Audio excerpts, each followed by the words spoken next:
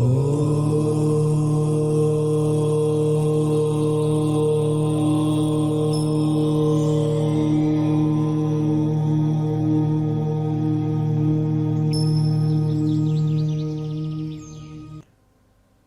शांति। महाशिवरात्रि पर्व की आप सभी को बहुत बहुत शुभकामनाएं। यूँ तो देखा जाए तो पूरे साल में 12 से 13 दफ़ा शिवरात्रि आती है, परंतु फागुन मास की कृष्ण पक्ष की चतुर्दशी यानी अमावस्या से एक दिन पूर्व की शिवरात्रि महाशिवरात्रि कहलाती है। इस दिन का महत्व हर ओर से देखा जाए तो बहुत बहुत बहुत अधिक है। चाहे सामाजिक तौर से देखें, चाहे भौगोलिक तौर पर देखें, चाहे धार्मिक पहलू की ओर नज़र दौड़ाएं या फिर आध्यात्मिक रीति से इस त्योहार के महत्व को समझें, तो हर ओर से बेहद प्राप्ति कराने वाला यह अति महत्वपूर्ण पर्व है। लेकिन इसका महत्व हर कोई नहीं समझता।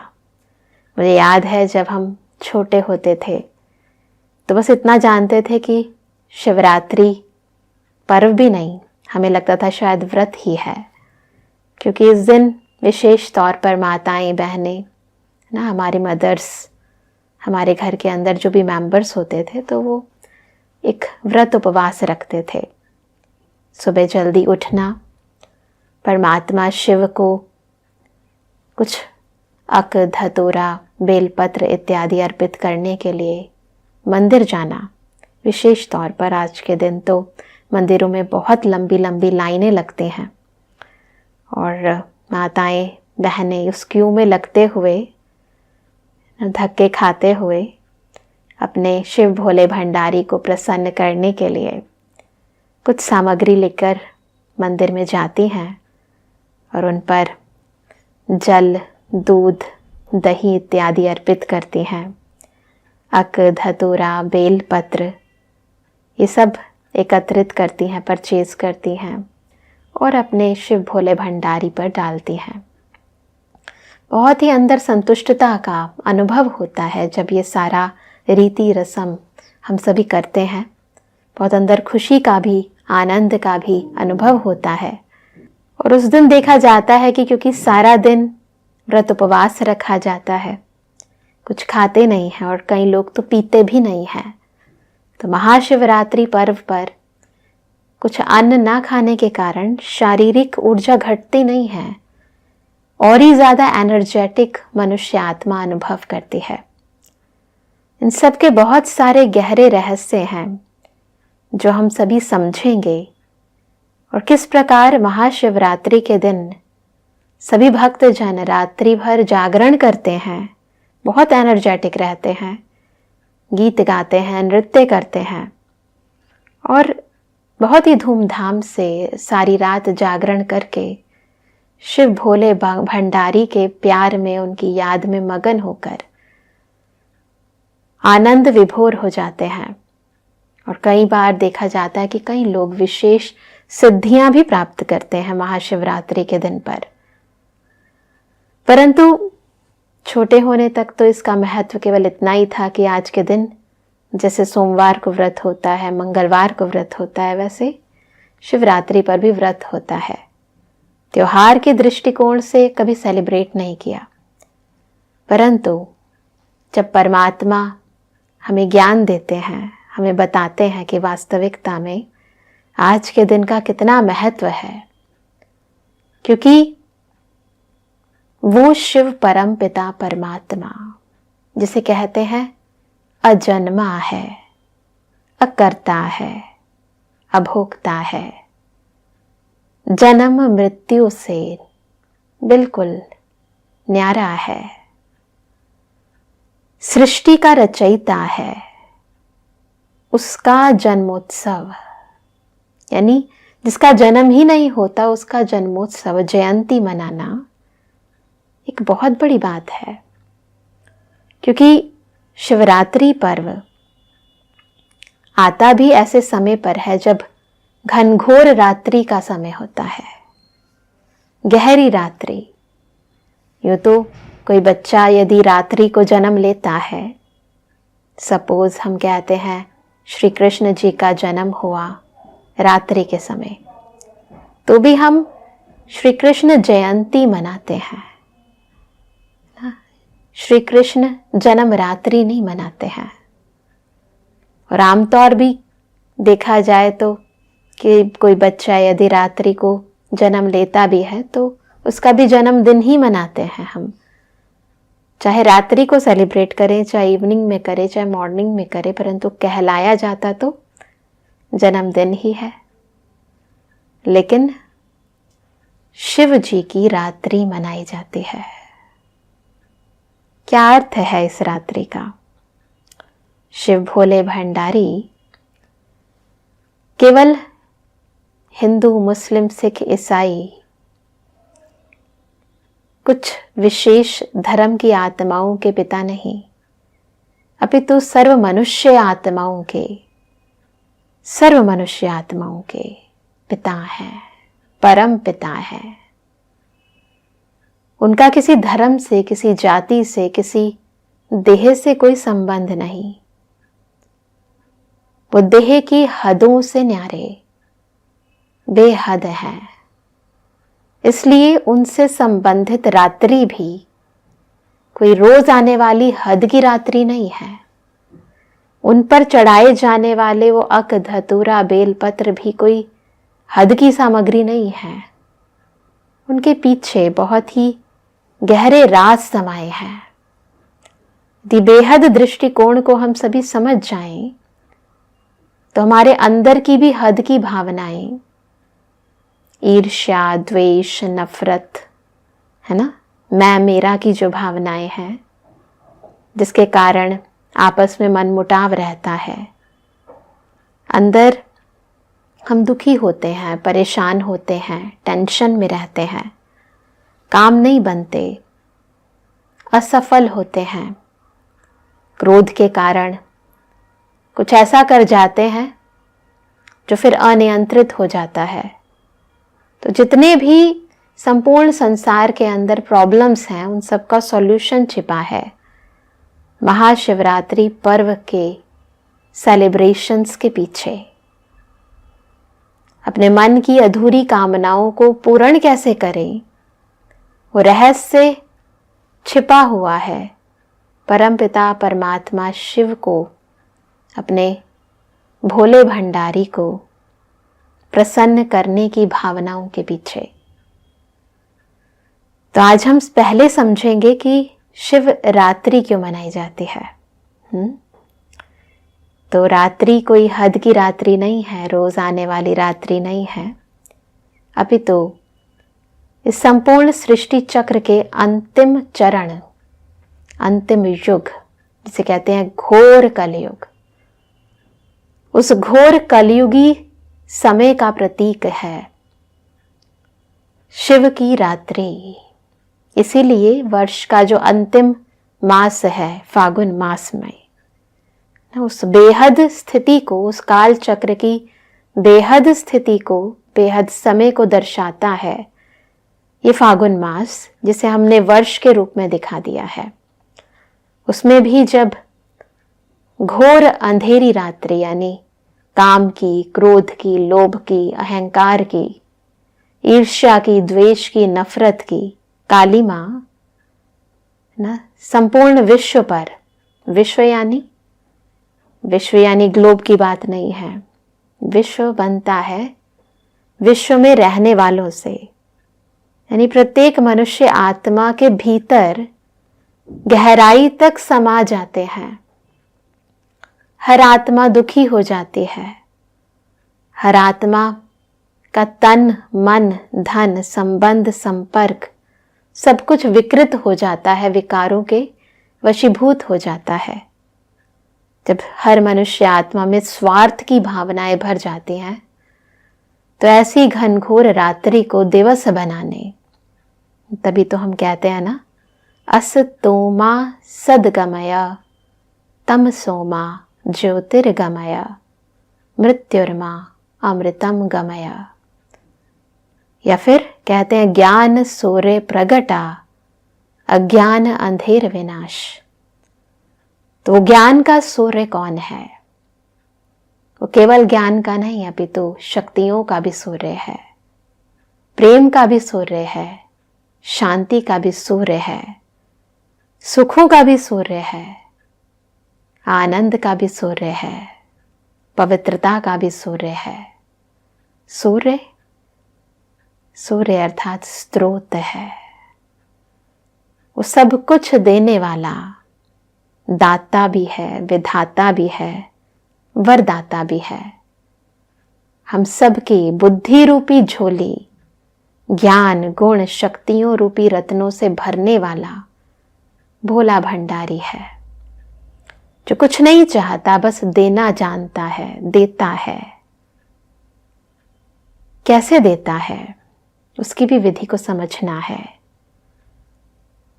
तो जब परम पिता परमात्मा शिव इस सृष्टि पर आते हैं, आना यानी हमारी तरह जन्म नहीं होता उनका, गर्भ में आत्मा प्रवेश नहीं करती है, अपितु उनका दिव्य अवतरण होता है, जिसके लिए ही शिव महापुराण में ये वर्णित है कि ब्रह्मा के ललाट से परमात्मा शिव प्रकट हुए। तो परमपिता परमात्मा शिव वृद्ध मानव तन में अवतरित होते हैं, जिनका ही कर्तव्यवाचक नाम प्रजापिता ब्रह्मा कहलाता है। और उनकी देह में भ्रुकुटी आसन पर विराजमान होकर वो हम सभी को ज्ञान प्रकाश देते हैं, हम सभी को ये बोध कराते हैं कि हम वास्तविकता में कौन है, हमारा अस्तित्व इस सृष्टि पर क्या है। अर्थात वो पहेली जिसके लिए हर मनुष्य आत्मा इधर उधर भटक रही थी कि मैं कौन, उस पहेली का हल हमें तो नहीं मिला। अगर कुछ जाना भी तो थ्योरेटिकली जाना, परंतु प्रैक्टिकली वास्तविकता में स्वयं को आत्मा समझना कैसे है, वो पुरुषार्थ। पुरुषार्थ यानी पुरुष बन के हम रथ को कैसे चलाएं। ये देह रथ है और मैं आत्मा पुरुष हूं, तो पुरुष बनकर इस रथ को मैं कैसे चलाऊं, देह से अतीत कैसे हो जाऊं, देहातीत कैसे हो जाऊं, अपने स्वस्वरूप को, सत्य स्वरूप को कैसे समझूं, वो विधि सिखाने स्वयं परमात्मा सृष्टि का रचयिता हमारे परम पिता इस सृष्टि पर आते हैं। और बहुत सिंपल है, क्योंकि देह का ज्ञान, दुनिया का ज्ञान तो इस दुनिया के अंदर हमें बहुत सारी मनुष्य आत्माओं ने समय समय पर आकर दिया, और आज भी कुछ भी नया निकलता है, टेक्नोलॉजी इतनी एडवांस हो गई है, तो लोग उसकी जानकारी, उसका ज्ञान प्राप्त करने के लिए बहुत अधिक उत्सुक रहते हैं। परंतु मेरा ज्ञान, मेरा अस्तित्व यानी वो है सुप्रीम क्रिएटर, परंतु इस संपूर्ण सृष्टि में जो अलग अलग चीजें इन्वेंट की जा रही है, उनका क्रिएटर मनुष्य है। और वो जो क्रिएटर है यानी मैं मनुष्य आत्मा, मेरा अस्तित्व, मेरे अंदर की शक्तियां, मेरे अंदर का सामर्थ्य, मेरे अंदर के गुण कौन से हैं जो अभी तक भी सुषुप्त हैं, उन्हें जागृत कैसे करना है, उन्हें कैसे समझना है, वो विधि कौन बताएगा। दुनिया का ज्ञान, इस देह का ज्ञान, इसका नाम रूप देश काल, वो तो इस दुनिया के पिता ने, जिसे हम लौकिक पिता कहते हैं, जिसने हमें जन्म दिया, उन्होंने इस दुनिया में जब हम आए तो ज्ञान देने वाले हमारे शिक्षक ने, या फिर जब हम बड़े हो जाते हैं कोई गुरु करते हैं, तो हमारे गुरु ने हमें बहुत दिया। परंतु इस देह से अलग, देह को चलाने वाली मैं शक्ति जो आत्मा हूं, जो परमपिता परमात्मा की संतान है, उसका ज्ञान वो कौन देगा? वो तो स्वयं आत्मा का पिता ही देगा ना, जो केवल हमारा पिता नहीं है। अभी तो क्या कहते हैं हम कि तुम ही हो माता, तुम ही हो पिता, तुम ही हो बंधु, तुम ही हो सखा, तुम ही मेरे शिक्षक हो, तुम ही मेरे सतगुरु हो, सब कुछ हो। वो कौन देता है? वो कौन है? वो हमारा परम पिता परमात्मा है। वही हमें हमारा वास्तविक अस्तित्व यानी आत्मा का यथार्थ परिचय देते हैं। कब देते हैं? तो वो समय है महाशिवरात्रि समय।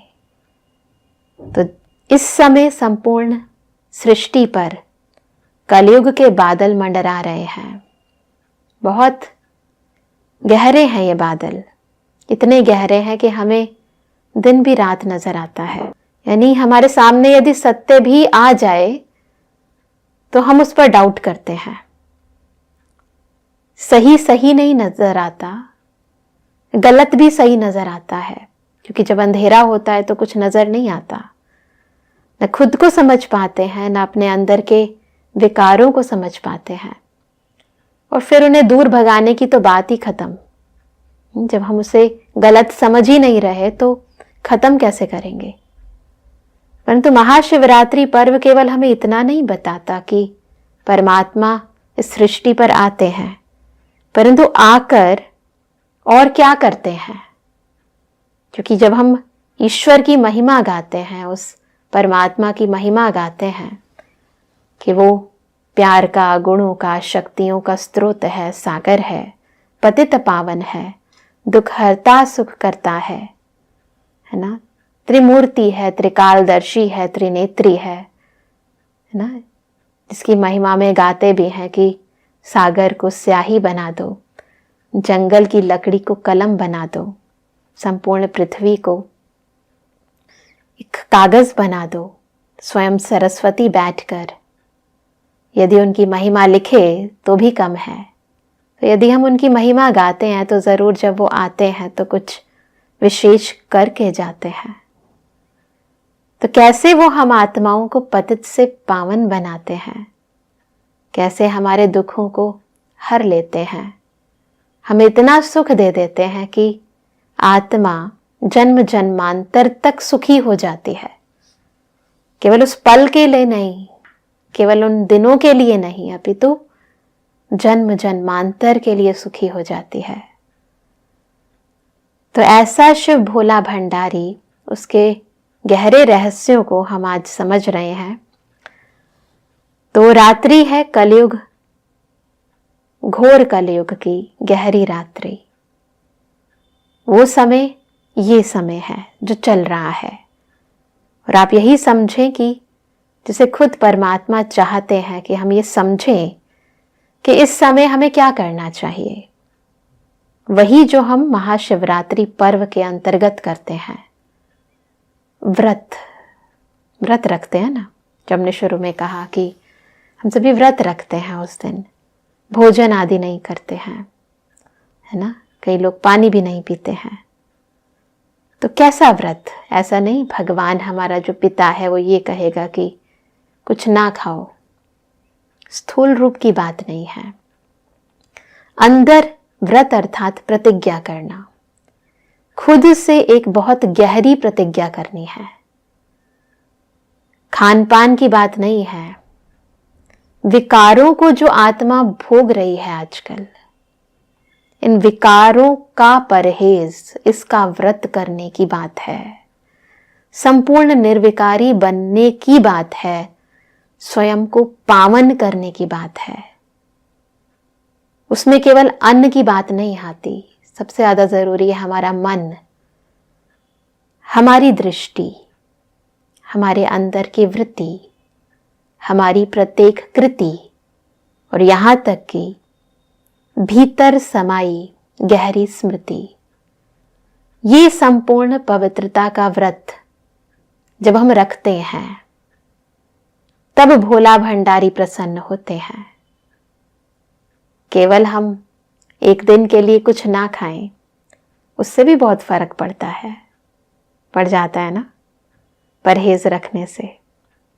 अब आप सोचो कि यदि हम अपवित्रता की परहेज रख लें,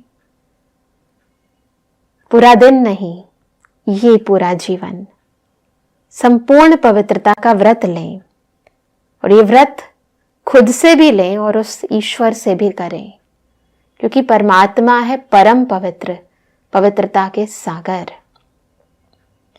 और वो यही चाहते हैं कि जैसा मैं हूं वैसे मेरे बच्चे भी बने। ऐसा ना हो कि पिता पवित्रता का स्रोत है, सागर है, और बच्चे यही कहते रहें कि मैं, क्या कहते हैं ईश्वर के सामने जब जाते हैं तो, कि मैं मूर्ख खल कामी, मैं सेवक तुम स्वामी। अच्छा लगता है ऐसे, गीत तो गाते हैं। फिर ये भी कहते हैं विषय विकार मिटाओ, पाप हरो देवा। तो बस हम सब की ये आरती सुनकर, हम सब की मनोकामना को पूर्ण करने, विषय विकारों को मिटाने परमपिता परमात्मा शिव इस सृष्टि पर आकर हमसे ये सत्य व्रत रखवाना चाहते हैं।